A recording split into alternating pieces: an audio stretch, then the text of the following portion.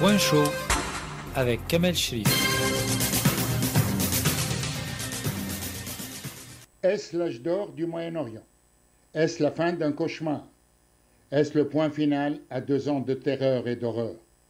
Il faut l'espérer, mais l'histoire nous enseigne qu'il faut être toujours prudent et méfiant. Après une journée historique, un long chemin reste à paver pour la paix.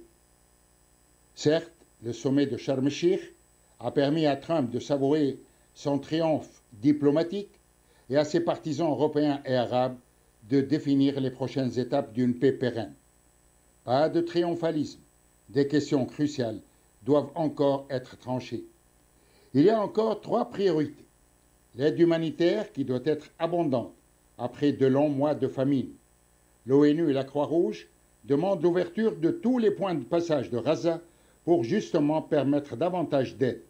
Un point difficile à accepter pour Israël qui voit des terroristes partout. Le deuxième point est la future gouvernance de Gaza. Sera-t-elle confiée à un conseil palestinien politique? Sera-t-elle gérée par Trump avec l'aide de Tony Blair? Et la troisième priorité concerne le désarmement du Hamas. Un point non négligeable. Le Hamas refuse la démilitarisation.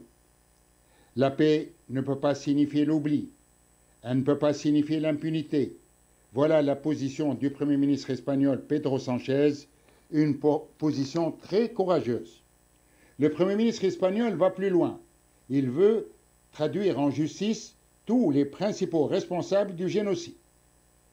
Indépendamment de cette position courageuse du Premier ministre espagnol, qui a toujours soutenu à fond la cause palestinienne, la question que tout le monde se pose est après.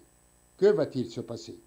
Tout dépend de Trump, qui a le vent en poupe actuellement, et qui est considéré en Israël comme le président le plus populaire de l'histoire depuis Truman. Sa responsabilité de faiseur de paix est engagée. Il faut qu'il tienne ses promesses d'homme de paix et des promesses justes pour toutes les parties, et non uniquement pour Israël, qu'il soutient indéfectiblement. Point chaud avec Kamel Cherif.